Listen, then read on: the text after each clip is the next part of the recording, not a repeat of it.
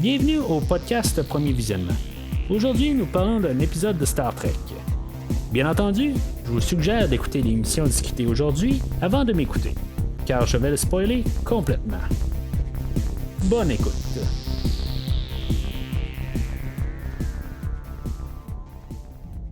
Alors aujourd'hui, on couvre la 11e épisode de la première saison de Star Trek Discovery, The Wolf Inside, réalisé par T.J. Scott.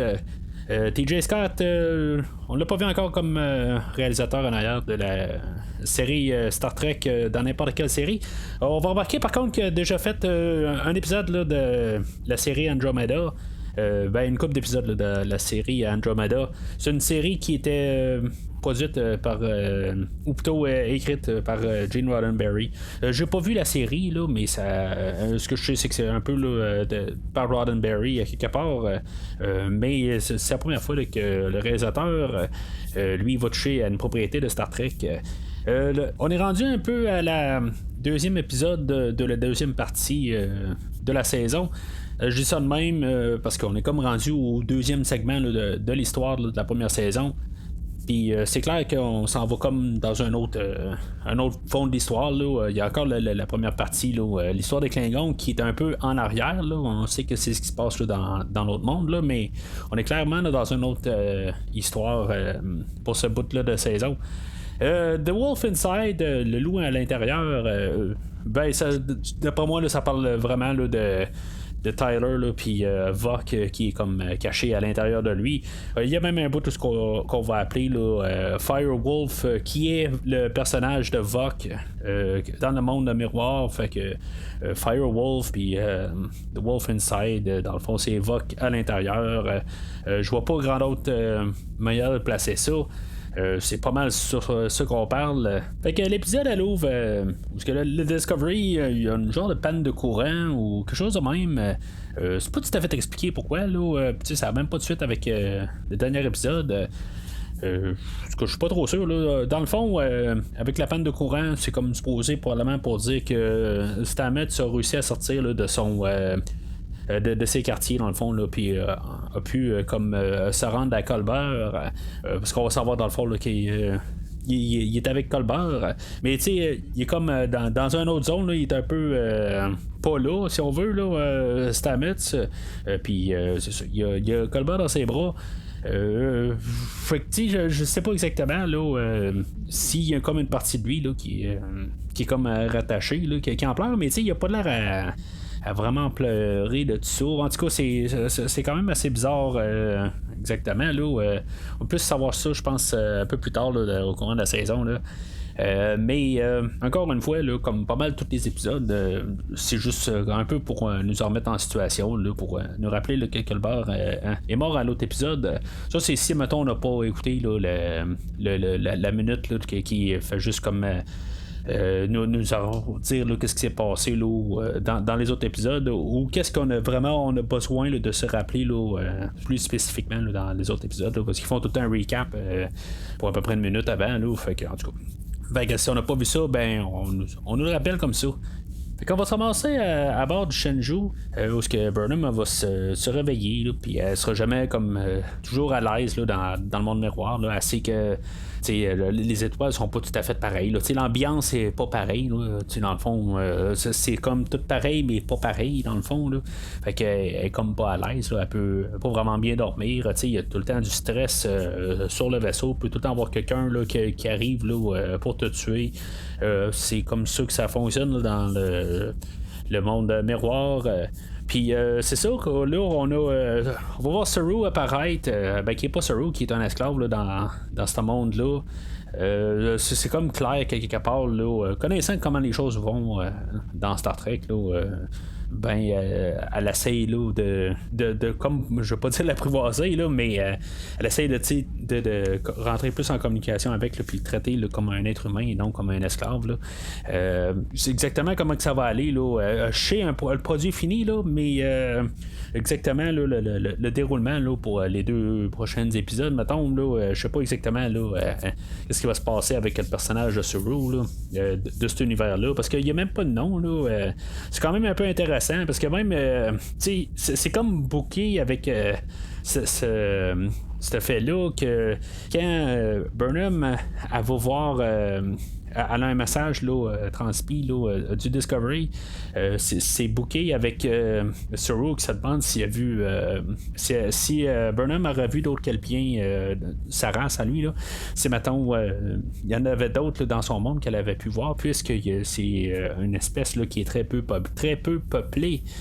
Alors, tu sais, c'est quasiment, là, c'est triste un peu comme histoire dans le fond. Là. Je trouve ça dommage. Dans le fond, là, tu sais, que c'est comme Saru, il cherche un peu du monde là, de son peuple.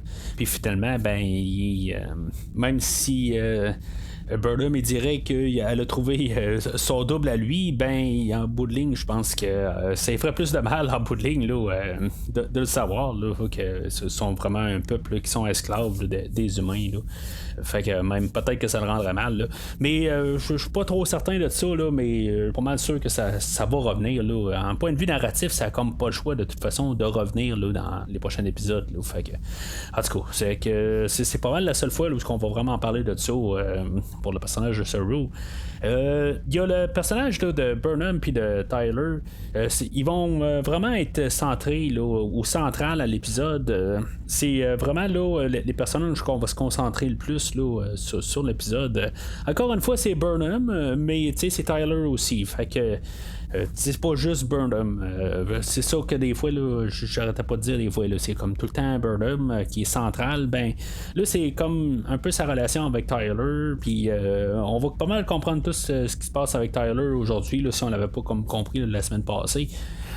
Là, je trouve qu'ils font quand même une belle manière là, de nous remettre à jour, dans le fond, là, que ce qu'il s'avait dit, dans le fond, à la fin de l'autre épisode, dans le fond, là, qu'il était pas mal en amour un envers l'autre, que dans le fond, Tyler, c'est lui qui, d'un côté, il garde Burnham sain dans la tête, puis c'est quasiment un peu l'inverse pour Tyler aussi, tu sais.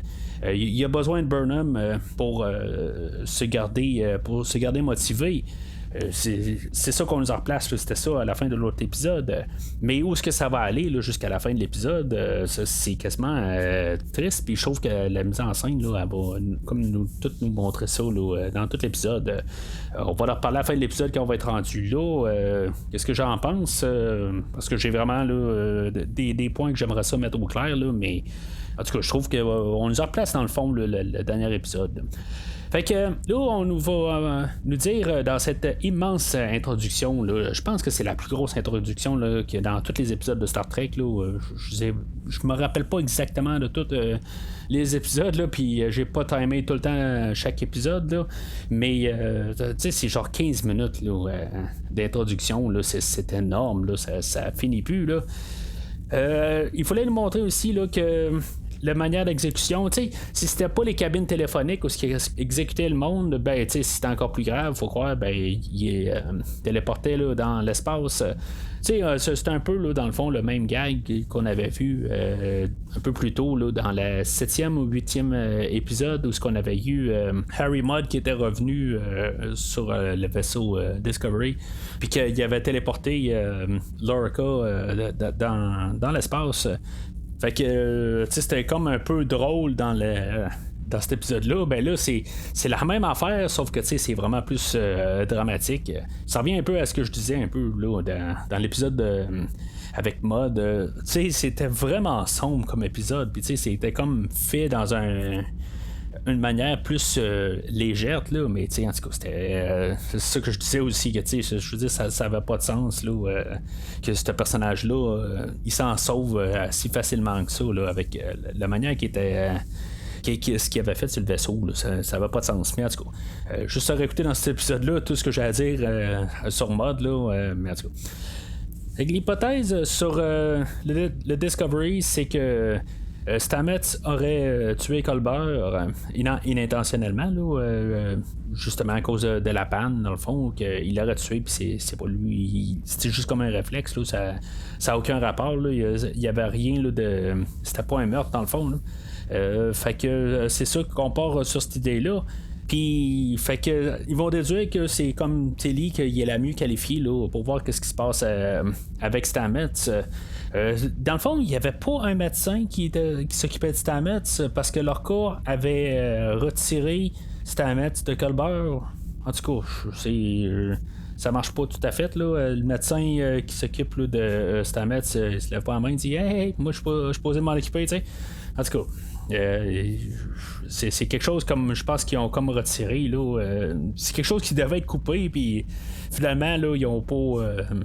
Suivi là-dessus, je sais pas exactement, là, je comprends pas exactement, mais en tout cas, peut-être que je fais trop de notes, puis je me dans le fond, en faisant les notes, je me rappelle trop de tout, puis je réussis à parler de tout, fait que tout me reste pogné dans la tête en bout de ligne, je sais pas, là, mais en tout cas, il y a quelqu'un qui doit s'occuper de Stamets, puis qui doit connaître très bien là, le dossier Stamets, qui n'est pas Culber depuis le temps là, que Stamets se fait qu'il y a un autre médecin qui est sur lui. Là. Mais en tout cas, fait que dans notre méga grosse introduction aussi, on va savoir que il y a un personnage qui s'appelle Firewolf qui va devoir être trouvé, que c'est un Klingon, puis que Burnham elle va essayer de le contacter, puis voir exactement comment que l'alliance avec les Klingons. Comment ils ont réussi à faire ça avec les Klingons, les Vulcains, puis les Andoriens? Comment ils ont réussi là, à s'unir?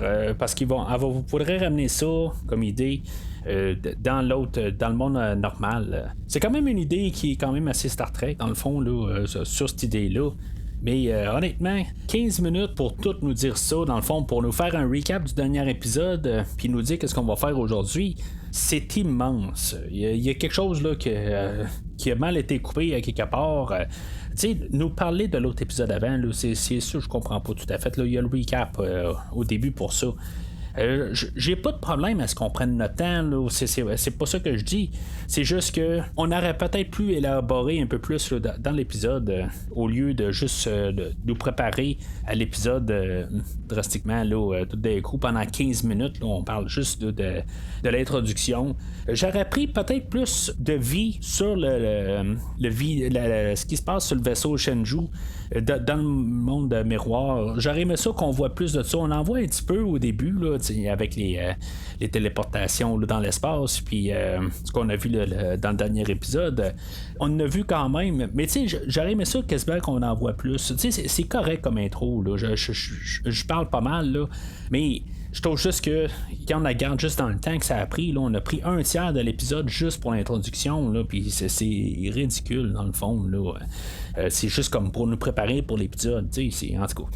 Fait que on va avoir le générique, puis après le générique, ben c'est ça, il va avoir Burnham qui va aller parler à Lorca, puis qu'elle va lui dire pas mal son idée dans le fond, puis en tout cas, on voit que Lorca il est comme pas trop certain de ça. En bout de ligne, on va nous dire là, narrativement là, que c'est une question que Lorca qui est peut-être trop torturé puis qui pense pas correct. Mais c'est ça. En tout cas, Lorca, il y a d'autres plans en bout de ligne, mais ça va revenir plus loin. Fait qu'on parlera pas quasiment de Lorca aujourd'hui, là, dans le fond. Là, à chaque fois qu'il est là, c'est quasiment là, pour contrer l'idée à Burnham. Là, c'est ça, ça va revenir plus tard dans le fond la semaine prochaine. Fait que je fais pas de spoiler. Puis en même temps, j'attends la semaine prochaine pour savoir exactement c'est quoi l'idée. Là, Fait que Burnham et Tyler vont être téléportés sur la planète. Puis ils vont se faire attaquer. Ou ça va être comme une embuscade là, dans le fond ils vont se faire attaquer là, par des Klingons, des Tellarites, des Andoriens. C'est comme je me dis pourquoi puis je pense qu'il y a des Vulcains aussi là-dedans. Je me dis c'est quand même assez drôle que c'est une unité de gens, toutes ce peuple-là sont tous unis, mais il y a comme un de chaque. Il y a un Klingon, il y a un Andorien, il y a un Tellarite, il y a un Vulcain. C'est juste drôle dans le fond. Il faut voir qu'il y a tous les peuples qui sont unis ensemble. T'sais.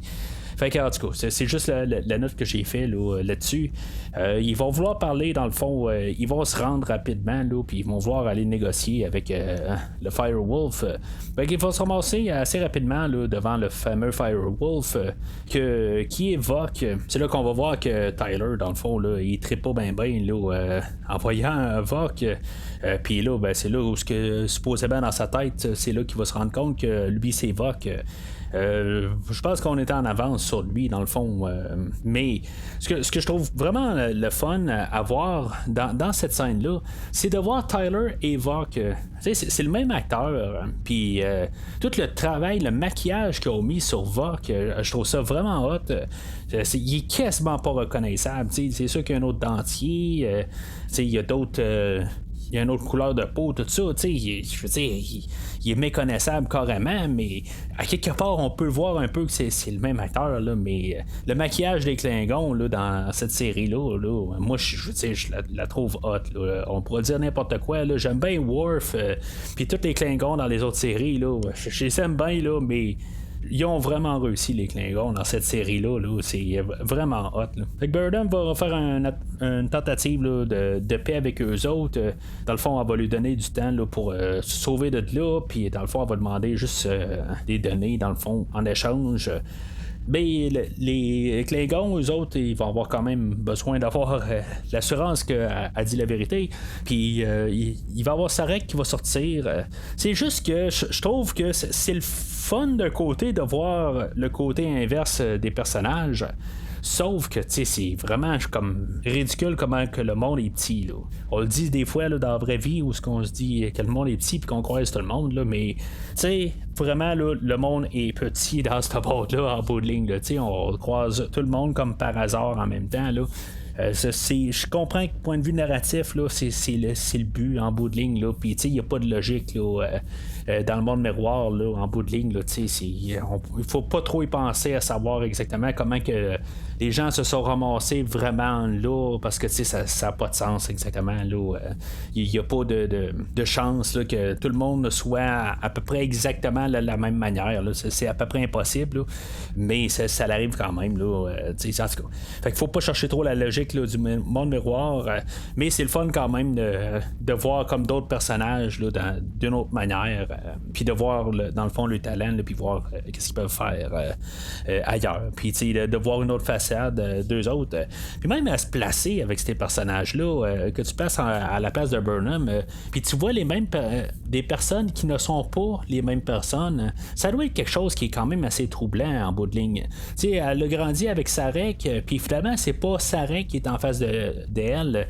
C'est lui, mais c'est pas lui. Là. C'est doit être quand même assez troublant. Là. En tout cas.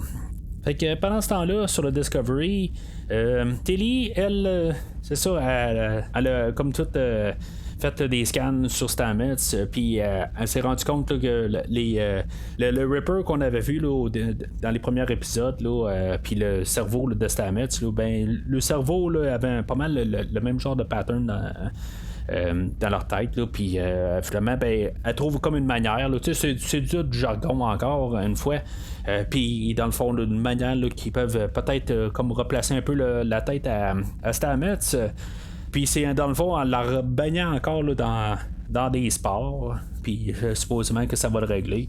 Finalement, ben, à la longue, ben, supposément Stamets il meurt, mais juste avant ça, Tilly elle va avoir demandé à Saru, dans le fond, là, si mettons, elle avait des chances quand même d'être vraiment capitaine.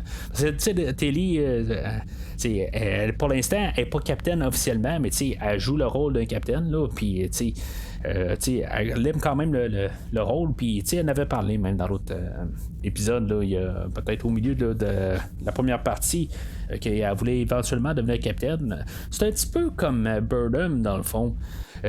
Burnham qui voulait un jour devenir capitaine, puis que finalement là, elle est capitaine sur le Shenzhou, puis c'est pas le Shenzhou qu'elle voulait être, mais c'était un peu ironique. Je parlais de ça là, le dernier épisode.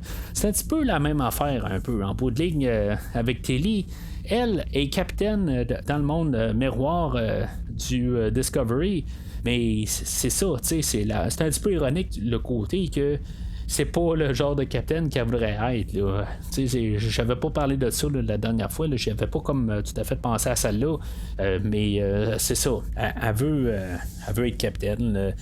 Puis c'est ça, elle veut avoir des recommandations. Mais finalement, c'est ça. Stamets, il meurt dans sa face. Je sais pas si dans le fond, elle va avoir ses recommandations à partir de là. Probablement que ça va suivre là, dans les prochains épisodes. Mais un peu plus tard, Stamets, je sais pas pourquoi, mais ils l'ont laissé là, en bout de ligne. Puis tout d'un coup, il va avoir des spasmes. Puis finalement, on va voir que Stamets, il est comme dans un autre genre d'entremonde. Puis il y a son miroir qui va se pointer, dans le fond. Puis que c'est ça, les deux sont pognés comme dans un entremonde. C'est un bout que j'avais complètement oublié. Là. Je pensais plus du tout à ça. Il y a des affaires, comme je dis, que je me rappelle un peu de la série, mais il y a des affaires là, que je me rappelle vraiment pas. Là. Ça m'a comme pris par surprise carrément. Là. Je sais pas exactement comment il va ressortir, là, mais même je pensais que ça allait être un peu plus tard. Là, puis même Colbert, je pensais que c'était pas mal plus tard qu'il allait mourir. Tout est comme mêlé dans ma tête en bout de ligne. Là, fait que je veux dire que tout ça déroule, puis c'est pas exactement là, dans l'ordre que je voyais les choses. Puis honnêtement, j'en suis content dans le fond parce que ça me permet là, de vraiment redécouvrir là, la série. Mais pour Stamets, dans l'épisode d'aujourd'hui, là, ça se termine là, dans le fond. Là, d'après moi, ça va être plus la semaine prochaine là, qu'on va savoir plus ce qui va se passer avec lui. Mais en tout cas. Fait que on va retourner sur le Shenzhou. Il y a Burnham et Tyler qui s'engueulent un peu là, dans les quartiers à Burnham. Puis que c'est ça que. Elle est fâché là, que Tyler, dans le fond, là, il a attaqué les Klingons. Dans le fond, il a attaqué Vok. Puis, tu sais, c'est bizarre comme scène, là. C'est ça que je parlais tantôt. C'est quand même bizarre parce que Tyler, il explique, dans le fond, là, qu'il est en train là, d'essayer de empêcher Vok de sortir de lui. Mais aussitôt qu'il parle de Vok à quelque part, là, il y a comme plus de choses qui le retient. T'sais, il est pas prêt là, comme à se dire là, j'ai encore quelque chose en dedans de moi de Vok où je suis un peu les deux puis je suis capable de m'en retenir. Non, on dirait que Vok il prend totalement le contrôle de lui puis il va même attaquer Burnham. C'est ça que je trouve bizarre un peu là, il a bien beau tout d'un coup expliquer là, tout son changement là, à Burnham, mais c'est comme s'il fait tout en temps réel en bout de ligne, puis là tout d'un coup là, il devient à 100% Vok. Il n'y a plus du tout de Tyler en lui. Il n'y a plus d'empathie. Il n'y a plus rien du tout. Il est carrément Vok. Il a carrément shifté là, à 100% là, de l'autre bord. C'est ça que je trouve un petit peu bizarre par contre. Là. Il n'y a comme plus à rien du tout. Qu'il garde de son côté humain, puis ça, je trouve que ça m'agace un peu. Mais de l'autre côté, je comprends aussi que le personnage de Vok était dans le fond de Tyler, c'était lui, là, en bout de ligne, puis qu'il y avait une façade qui était embarquée sur lui. Puis en bout de ligne, il n'y a plus besoin de cette façade-là. Ça, je peux le comprendre, mais de plus avoir aucune émotion là, de Tyler, c'est là où j'ai un petit peu plus de misère. Mais en tout cas, fait que finalement, le Sorrow du miroir va arriver de nulle part puis sauver Burnham. On va l'envoyer au téléporteur pour le faire téléporter en dehors. Puis Burnham va y avoir laissé là, des données sur lui là, dans le fond pour que le Discovery ramasse. Puis sur le vaisseau, il va le ramasser. Puis ils vont l'emprisonner là, pour le meurtre de Colbert. Je sais pas exactement où est-ce que Burnham a réussi à envoyer un message au Discovery pour leur dire qu'elle en a envoyé quelque chose dans l'espace puis qu'ils devaient le prendre. C'était probablement dans le fond là, au début, là, quelque part, là, en s'envoyant un message en bout de ligne, là, gardez-là, puis éventuellement, il y a un message qui va apparaître là, puis téléporter exactement quand vous le voyez. Là, mais il fallait vraiment qu'il y ait quelqu'un qui regarde vraiment là, ce spot-là, en ce moment-là, cette fraction de seconde-là. Parce que il y a à peu près là, 2 secondes pour survivre, dans le fond, là, dans l'espace, là, mais en tout cas. C'est correct dans le fond qu'est-ce qui se passe là, ils veulent pas officiellement, là, au point de vue narratif là, de l'histoire là, de Discovery, se débarrasser du personnage de Tyler. Mais en même temps, je me dis, depuis le début de la série, on voit quand même là, plusieurs personnages apparaître, puis on les tue toutes d'une manière en bout de ligne où on trouve moyen qu'ils sortent. On parle là, de Giorgio qui se fait tuer là, dans le deuxième pilote, la deuxième partie du pilote. On parle de Landry, me semble que c'était Landry, le chef de sécurité du Discovery. Elle qui s'était fait tuer par le Ripper.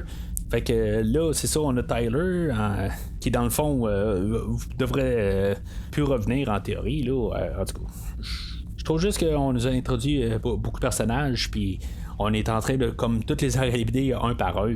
Je comprends que le show est centré sur Burnham, c'est notre personnage principal, puis on essaie d'élaborer une histoire alentour, vraiment alentour de ce personnage-là. Je le comprends que c'est ça qu'ils veulent, puis en même temps, je sais que c'est un peu ça qui est mon héritant de la série, dans le fond, que c'est juste un personnage, là. Mais en tout cas, je comprends ce qu'ils veulent faire quand même. Là. Fait que c'est correct en soi, là, mais juste que des fois, ça serait le fun qu'il y ait plus que Burnham, Saru, puis Tilly. Donnez-nous des personnages un peu là, qu'on sait qu'ils vont rester un peu. Il y a le personnage de Kayla qui est comme un peu plus importante dans le côté miroir en passant que j'ai remarqué dans cet épisode-là que dans le côté miroir elle est moins maganée, dans le fond elle a pas de plaquette dans la face, puis dans le côté réel elle a une plaquette dans la face. Normalement ça aurait été comme un peu l'inverse dans le fond dans le côté miroir, c'est là où normalement le monde sont plus maganés, quand on a vu ça là, dans les séries comme Deep Space Nine là, je me rappelle pas c'était qui exactement, mais il y avait un des personnages là, qu'on voyait dans la version miroir là, qu'il était tout défiguré là, en tout cas c'était juste une manière là, de voir le côté miroir là, c'était comme un peu drôle dans le fond là, qu'on a comme réinversé ça dans le côté miroir, c'est correct là, en tout cas. Mais si on regarde ça là, d'un point de vue, ce que Star Trek nous dit souvent en côté là, de thématique, tout ça, peut-être que on dit que le côté miroir n'est pas bon, mais souvent dans les histoires de Star Trek, là, il essaie peut-être de nous montrer des fois que le côté n'est peut-être pas le mauvais côté. Là, fait que, on peut peut-être regarder ça de même. Là. En tout cas. Fait que l'histoire continue un peu. Il y a Burnham qui va voir Lorca, puis que Lorca, il dit que ce serait peut-être pas le temps là, tout de suite de revenir au Discovery. Mais dans le fond, c'est quasiment interrompu. Dans le fond, quand il y a un autre vaisseau qui est en train là, d'attaquer là, la planète Arlac, là, où est-ce qu'on avait vu Vok. Puis finalement, c'est ça, c'est l'empereur qui est Giorgio. Qui attaquait la planète. Faut savoir un peu qu'est-ce qui va se passer là-dessus. C'est juste que, tu sais, on voit même la face à Lorca en bout de ligne, qu'il a pas l'air bien impressionné, dans le fond, par Giorgio, mais il y a Burnham qui a vraiment l'air comme impressionné, là, puis dans le fond, là, c'est sa pire peur, dans le fond. En bout de ligne, là, c'est peut-être ça, là, qui est la pire affaire qui pouvait y arriver, dans le fond, là, devoir confronter ses peurs. C'est Giorgio qui revient, dans le fond. Ça peut être vu quasiment comme un côté symbolique en bout de ligne, même si c'est elle. Là. Elle a eu sa chance avec Giorgio, puis elle l'a tué dans le monde réel. Là, c'est comme si Giorgio revient, dans le fond, pour la hanter en bout de ligne. Ça a été ça un peu quand même depuis le début de la saison. Puis là, ça vient juste comme se concrétiser.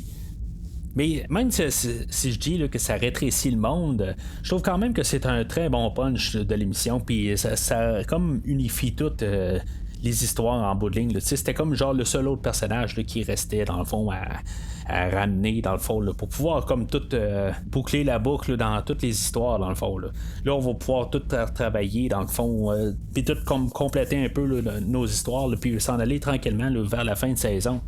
Là, il va rester juste dans le fond 4 épisodes puis ça va être la fin de la saison 1. Il me semble que ça va vite quand même. C'est sûr que c'est juste 15 épisodes pour la totale de l'histoire, mais j'ai l'impression qu'on vient de commencer, qu'on n'a rien fait du tout, qu'on est juste comme commencé, on est embarqué dans le Discovery, puis on a sauté dans le monde miroir, puis que là, tout d'un coup, on va être prêt à revenir Il me semble que tout va un peu trop vite. Je sais pas si c'est moi, là. C'est sûr qu'on a vraiment pris notre temps chacun. Puis j'en ai parlé toutes les semaines, mais juste en rétroactivement, juste regarder, je me dis.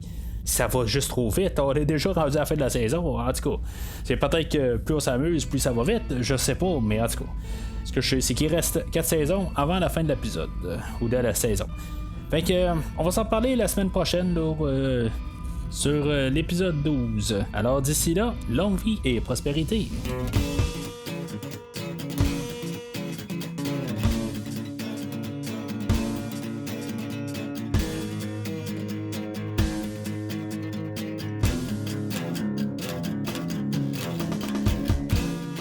Merci d'avoir écouté cet épisode de Premier Visionnement.